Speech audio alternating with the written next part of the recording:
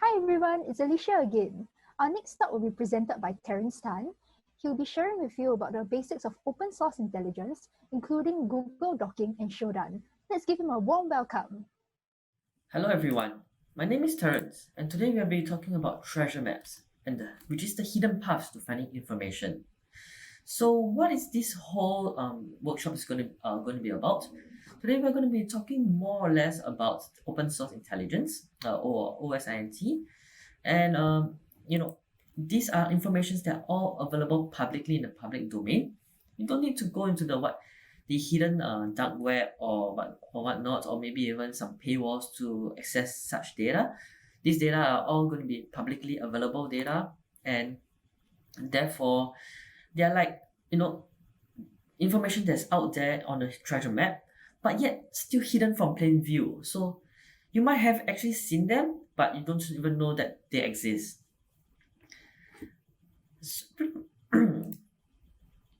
So before I begin, I'd like to make a disclosure here is that this workshop is meant to be for educational and training purposes only.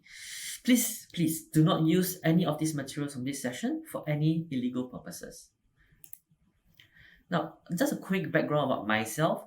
I actually graduated from NUS Computing in Information Security earlier this year, and I'm actually an alumni from the NOC Israel program. So I actually went to Israel last year as well. Right now, I'm actually an engineer in a semiconductor company called Micron. Not sure if you guys are familiar with it. We actually do memory chipsets for a lot of the products that you guys might have. Personally, I believe that cybersecurity is actually everyone's responsibility, and therefore I actually love to share with everyone everyday tips about how to keep yourself safe on a day-to-day basis. So in today's workshop, we'll actually be covering OSINT, and what are the key techniques that you'll learn is you'll be learning how to do Google Docking. You'll be learning about default passwords. You'll be learning about EXIF, and most importantly, you'll be learning about Shodan.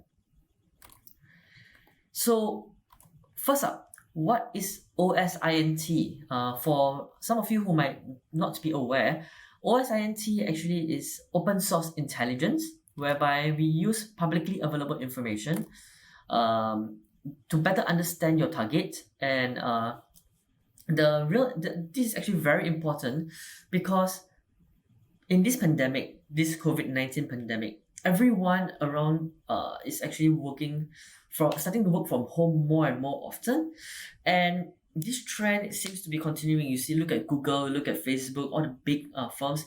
They're actually encouraging more of their employees to be working from home, even after even after we move on to phase 3. So what this effectively means is that the world is relying more and more on the public infrastructure for the internet for information exchange, less so on the traditional corporate infrastructure, intranet infrastructure. So this actually means that there are more and more opportunities for employees to actually leave tidbits target employees to actually leave tidbits and little breadcrumbs around for you to actually pick up and actually do a proper, even better analysis on your target before you actually do an attack on them. As such, because of this kind of behavior, this kind of trends that we are looking in the whole industry as a whole, OSINT will only become more and more useful as time goes by. So let's start off with looking at this simple case study, this hacked IP camera incident. As you can see, it's not only in Singapore. We have Korea, Singapore, Taiwan, and so on and so forth. A couple of countries that are more developed, more interconnected. We have more cameras that we want to protect ourselves with, but at the same time, like a double-edged sword, some really unscrupulous people actually are using our insecurity here against us and making us even less secure. In this particular case, as you can see, all this, peeping at the opposite gender or even the same gender, doing their own things.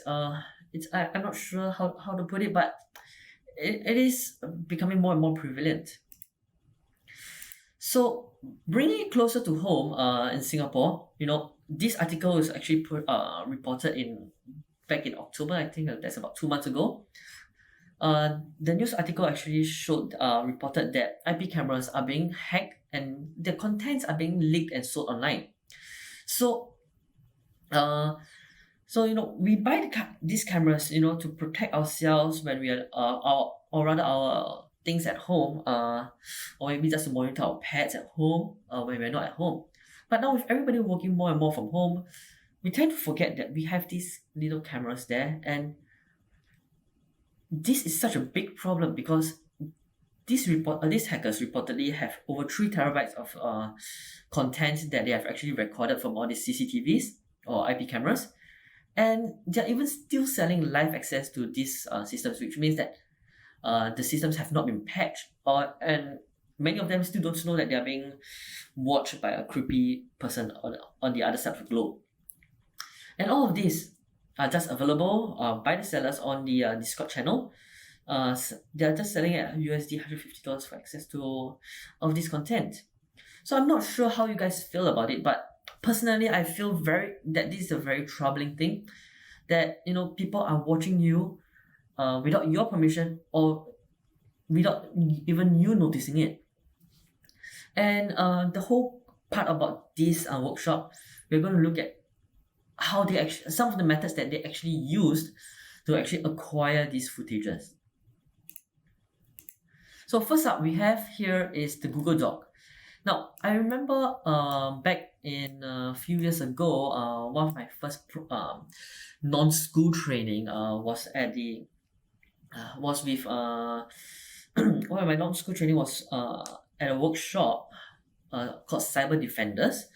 And I remember the trainer from Think Secure, his name was Julian. He actually just keep telling us, always ask the oracle when we have something in doubt. And I think this is very applicable here because Google is pretty much one of the most popular search engines. So always Google, Google, Google. So why Google? Google is one of the most popular search engine used to find things online. Most of the people, you will use Google on a day-to-day basis to search for probably where is this place, what to eat and whatnot. And there must be a reason why Google is so popular. And it's quite obvious because Google most of the time would likely give you a result that you are looking for. And therefore, even though Google is actually has one of the largest indexed environments in the world, database in the world, and they only scrape the surface web. As you can see, the surface web is just a little bit of the whole internet infrastructure in the world. But despite that, it still can give us a lot of information. So when we perform a Google Doc, right, it's actually like a passive kind of attack method because you're not actively telling the your victim or target that, hey, look, I'm attacking you, I'm probing about you. It's more like a stand back, I'm going through an intermediary, so they don't even know that you're looking up at them. But even though it's a passive attack method, it can still tell us a lot of sensitive information and even about website vulnerabilities or even server vulnerabilities if you use it right. So that said, now let's take a look, let's explore some of the Google Docs operators. As part of their services, Google actually have a lot of operators to help you to streamline your search query so as for them to give you better search results. So some of their services like Google Web, Web Search, the Google Images, Google News, and so on and so forth, they have quite a few operators, as you can see, and these operators, each of them serve a different purpose. So let's take an example. Take a look at an example. By using operators, we can actually streamline our searches. In this case, so in this case, what am I actually looking for? What am I telling Google that I'm looking for? I'm telling Google that I'm looking for a file type that is that ends with PDF, and it has to have this keyword confidential inside. And therefore, looking into by entering this in, as you can see, it returns to me all the PDFs that has the word confidential inside. So that's it. Now it's your turn to actually try it. For the purpose of this workshop, I want you guys to actually open up your go to google.com and try finding a log that has user names inside. And in this case, you should be using two different search operators. I'll give you about 2 minutes to try it, and we'll come back in 2 minutes.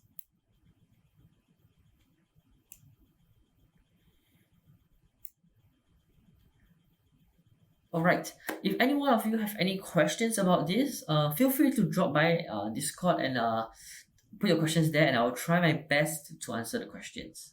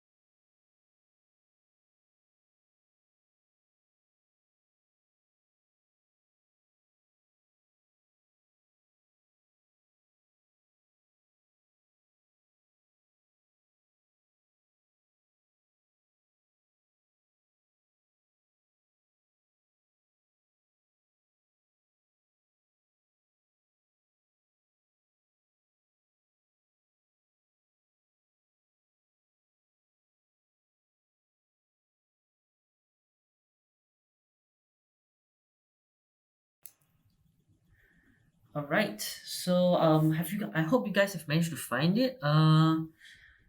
So for those of you who looking at trying to find out what's the right answer, well, this is the right answer. We use the all in text operator to search for username, and then we look for the file type log. So if you notice actually in the previous slide, there is one that is all in text and there's one in text. So what is the difference between the two? So when you use all in text, it will look for the word username or usernames directly, and it will not have like like for example, user. If you type username, it will only return you username all in the text. If the text has usernames, then it will not return to you. However, if you use in text, then yes, the usernames or if you put in front of usernames, all of these will appear because they are just looking like a regex. As long as part of the text matches your text, it will return to you the result. So next up we have here is default passwords. Well, default passwords, well, they are like the usernames, passwords, and of course, last but not least, the configurations. So default settings, I would say a lot of our hardware, our services, they come with default username and passwords, and even configurations out of the box from the factory. Because as an end product for consumers, what these products have to be is they have to be user friendly. So they are most of the times plug and play. And what does this actually mean is that users, they don't need to change anything. They don't even need to change the credentials. They don't even need to configure it. They just plug it in and it works. Therefore, What does this mean? It means that, most of the users, they wouldn't change anything. And this is compounded by the fact that 59% of the people only use just one set of password across all the different services, and this by de facto becomes their default password. So for example, if you have a Hotmail account using QWERTYUIOP123 exclamation mark hashtag SingCon. It's a very long password. It can be considered a relatively strong password. It matches most of the criteria, but I'm going to use it for my Facebook. I'm going to use it for my Twitter. I'm going to use it for my different forum accounts. I'm going to use it for my Discord password. What's this going to be? It's going to be my default password. And when that happens, if one of the services that we use, let's say a forum that we go to, has been hacked, then what it effectively means is that the hacker now has your password to that forum. He's going to try your username and the password combination onto the variety of services that they have interest in, and if there's overlap, like they are interested in not only the forum, they're interested in Facebook, and they try your username and password onto Facebook and it works, you are pretty much good game. So this also means that with all of these default configuration, default passwords and stuff, combined together with Google Doc. Just now in the Google Doc, you saw logs with username and passwords. Combine these two together. What do we actually get? At the end of the day, we have a whole password combination list that is available for you to download. I mean, not for you, but for hackers to download, access, or anyone who is interested and manage to find this kind of database. Now they have access to not only your Facebook, not only your forum accounts, they have access to pretty much all of your services that you use. And that can be a really scary thing, considering that how much of our personal life is now digitalized on the cloud. So that's it. We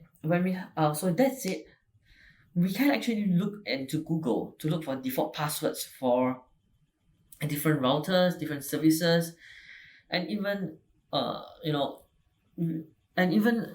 data. We can even look for password dumps, so as to find different kind of password combinations that people are using, and this is probably one of the things that they attackers use once they've identified all these services, IP cameras that's available online. Now, moving on from looking at scouring on all of these online things, another thing that is really pertinent in finding bits and pieces of trails to find our treasure is within the EXIF data itself. EXIF data is quite subtle because it is there, but a lot of times we just tend to forget about it, and when we do, a whole trove of information is available there. So let's take a look at what is EXIF.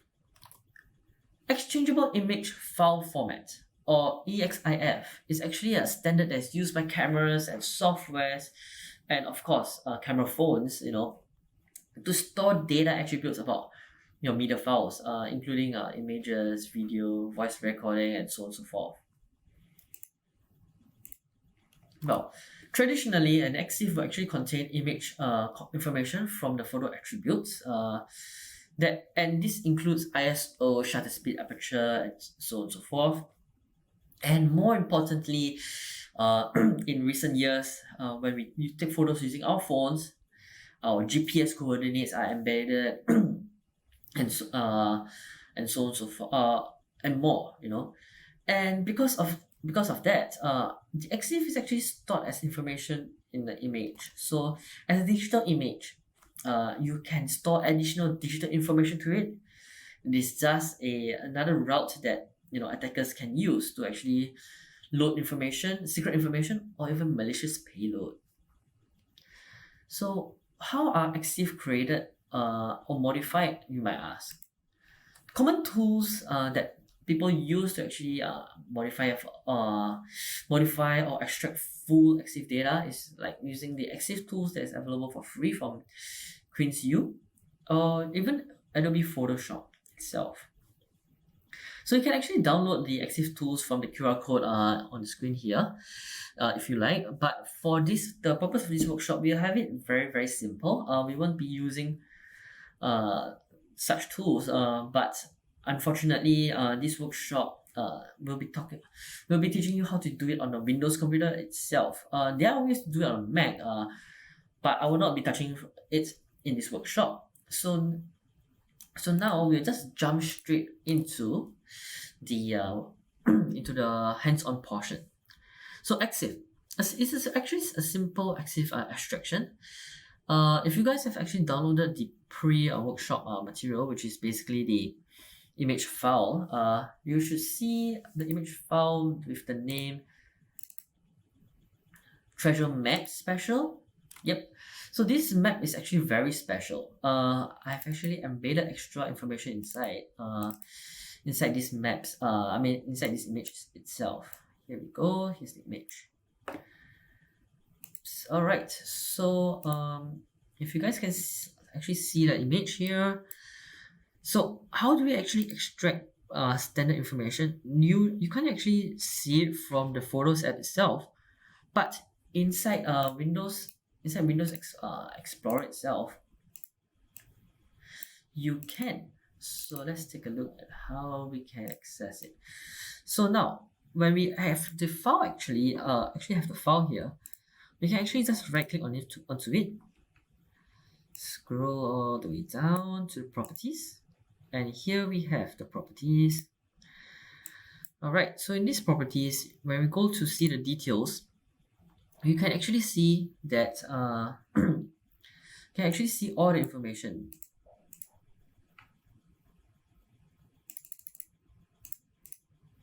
All right, so in this information, from all of this information, are you able to find some tidbits there? So first and foremost, one of the tidbits here that we have is the GPS coordinates, the longitude and the altitude. Now, I'd like you guys to try and retrieve out this GPS longitude and latitude and paste it into Google and let me know what do you guys get.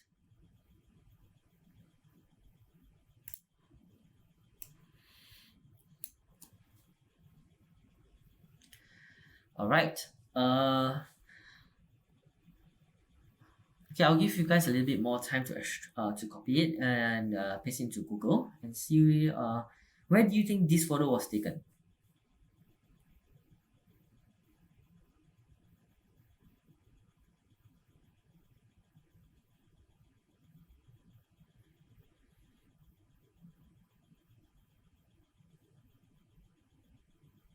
All right.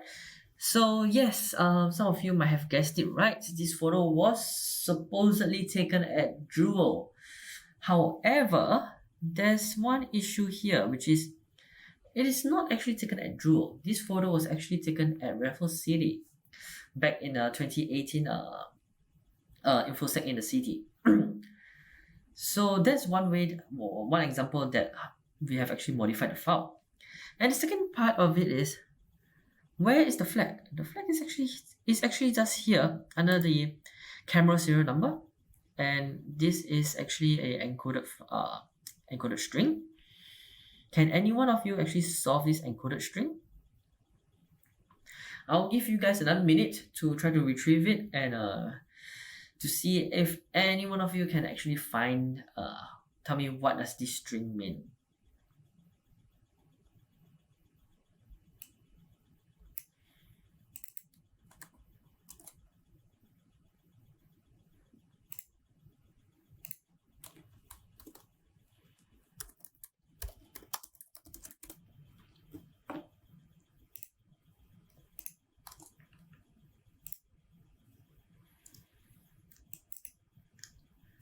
Right, we have some really brilliant people here. Alright, so actually this string was encoded in base 64. Right? Yeah. Okay, where's the screen? Yeah, here you go. This was actually encoded in base 64. And see, yeah. And when we when we decoded it, we get the text, the plain text, which is was this the treasure?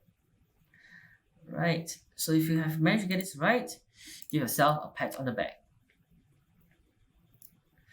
All right. Now that we have finished EXIF, I hope you guys have actually looked at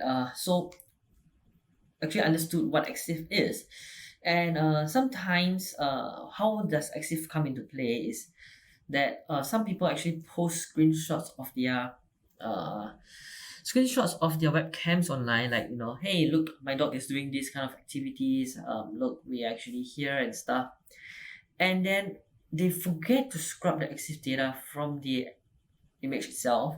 And when the hackers get their hands onto it, they can they can try to run it through the image algorithms, through Google Docking.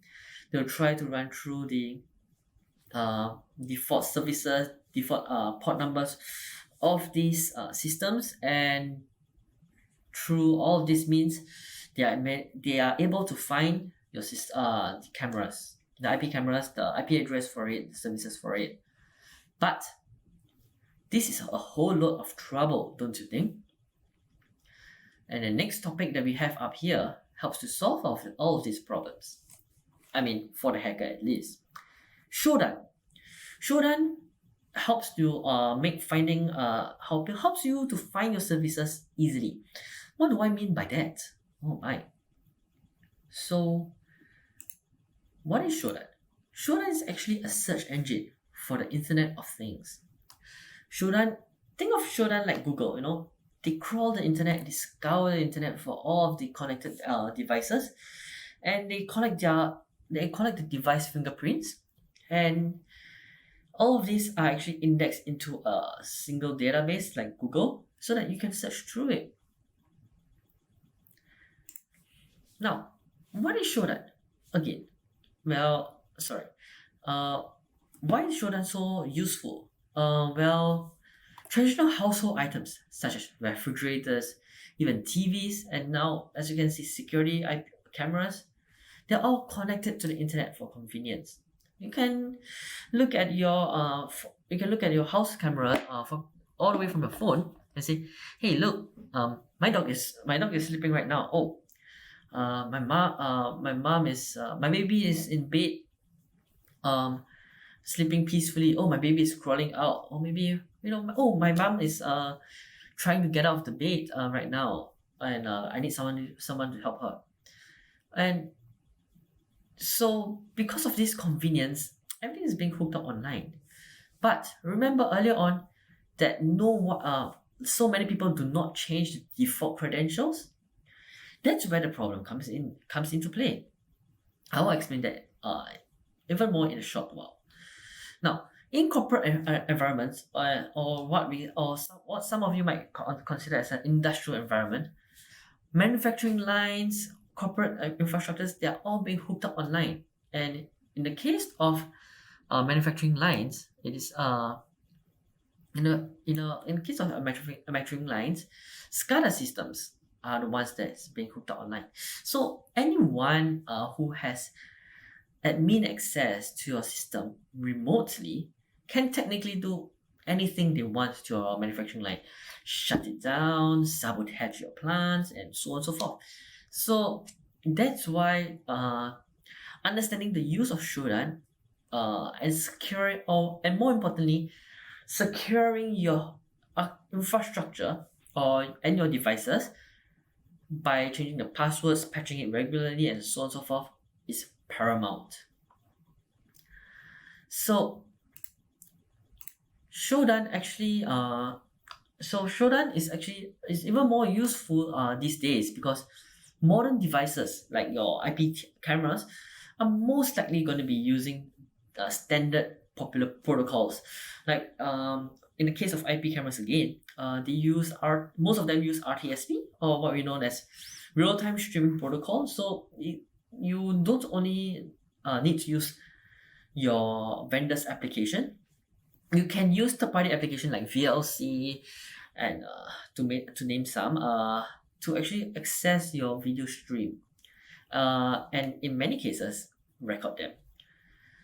Furthermore, if we're not talking about IP cameras, or some IP cameras they do, they even come with web interfaces to actually help you to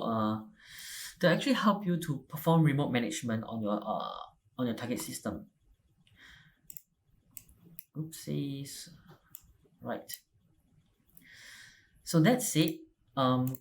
Because they all come with the web interfaces to help you perform remote management target system, like I explained earlier, it actually becomes a very big problem for you, for the end users who are going to be the target of such hackers.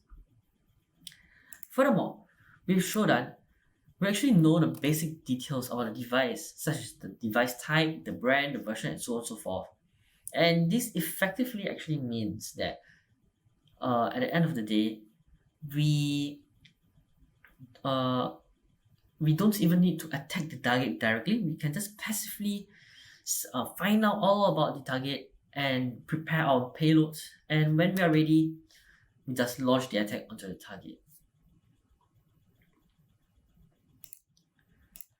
So for the next part of this workshop, we'll be actually going through together how to search on Shodan and find out about how to use Shodan.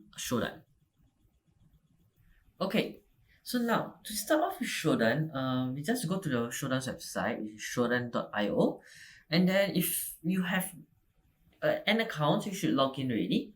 Otherwise, I would encourage you to actually log in for an account on Shodan.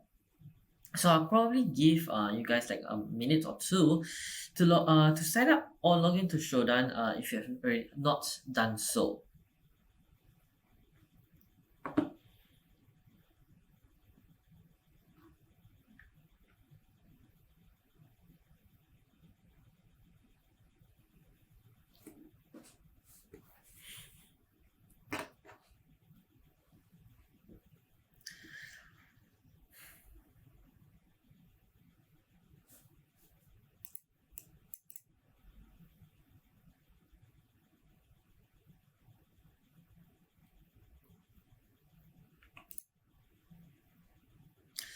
Okay, so hope you guys have already logged in. I'll start by going through some of the basics about Shodan. So first and foremost, Shodan actually have like Google, they have their search operators to better help you to streamline the search results, so that you get better results and you get the results that you actually want. So first and foremost, for Shodan, we have the port. We also have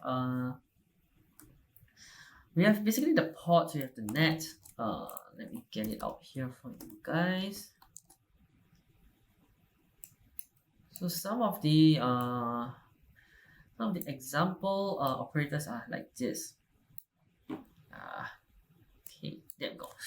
So some of the examples are like this. We have the port, we have the net, host name, we have the operating systems, country, organization, time frame that they scan the system. We have the hash value, whether a certain screenshot is there, and whether or not a title exists. And more interestingly, for some of you, is probably vulnerabilities search by a CVE vulnerability number as well. So by using this, we can actually excuse me, sorry. We can actually help. We can actually streamline our search results. So, for example, now if I were to be looking up, if I were to be looking for Cisco devices in Singapore, for example, I'll be searching in the Shodan systems to look for Cisco devices. They are in the city Singapore. And this will actually let us know which systems are in Singapore and are using Cisco devices. So as you can see, we can see a lot of Amazon self-hosted at M1 and stuff. Recently, unfortunately, we are getting flooded by honeypots. One of our talks at SingCon is also about honeypots, traditional, just by coincidence. Yeah. So honeypots also falls into the search engine, unfortunately, because after all, they are online. So Shodan would definitely crawl into it. However, on Shodan, when a honeypot is detected, they actually do give a label honeypot, so you know that you are not falling for a trap lah, in essence. So let's try searching for Linksys webcams. Okay, so since we know that Linksys, if you do a quick Google, you know that Linksys web cameras, they actually have a certain title, TM01 in their title, and we want to look for those with a proper screenshot. And how can we do that? You can just use the title, and we use the has screenshots option, and let's take a look at the results. Wow, we actually have results of these systems. And as you can see here, we have the date timestamp, which is pretty much right now. This is in the store, and so on and so forth. And these cameras, they are not even protected; they're just available publicly. So if you take a look at one, many of times we might not actually be able to get in because they are old. But when we do get in, it'll be quite interesting. And here we are. We are in. As you can see. It's that simple. Now, my internet is a little slow, so please just bear with me on my internet speed here. And hey, here we go. I'm actually looking at video live. So, this is one of the ways that our hacker friends, they're actually maybe not really friends. I mean, those hackers actually tried to access the web cameras in Singapore. So now, if we were to change the country code, we can put country actually, because Singapore is both a country and a city. And try. Good news, we are safe. There's no Linksys web cameras that are active in Singapore. Oh, said that a little too early. And as you can see, here we have one. And then what's this? Yeah, this was just tested just last week, and it's in Singapore. So yeah, so these kind of examples actually just show how scary it is to be on the internet these days, actually. Yeah, so based on these examples, we actually can see that it's not exactly so safe if we just leave everything to default configuration. And here we are. Can we actually even access it? Oh wow, we can. It's still alive. Okay, I think I better get off here. Alright, so yeah. So that's how we can actually use Shodan to actually look for this kind of information. Not only about looking about information on this kind of exploits. Sorry, not exploits. Looking at this kind of information about web cameras and stuff. Shodan is actually even useful if we are to look for vulnerabilities that exist. So, for example, we're looking at Heartbleed. It's probably one of the most popular vulnerability on the internet these days. I mean, in the past at least. And as you can see, by looking for the vulnerability, it actually returns to us all the different servers that have the vulnerability. As an attacker, you don't even need to look for a target. You don't really need to ping your target, perform a fingerprint analysis directly from your device. You can just use Shodan to search who have already done the work for you, just to search for all these targets, and you have bingo, you have your targets. So yeah, and that said, with that said, actually, Shodan, as you can see, Shodan is actually very easy to use, and you have pretty much everything that you need at your fingertips. And that with that, we have actually come towards the end of our session. Let me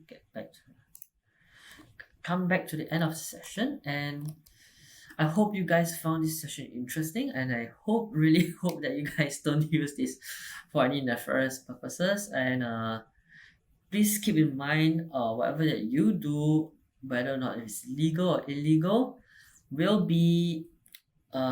most likely be recorded still by the endpoint. And with that, we'll move on to the Q&A section. So if you guys have any other questions, feel free to raise it up in the Discord channel, and I'll be more than happy to answer your questions. Thank you very much for your time, everyone.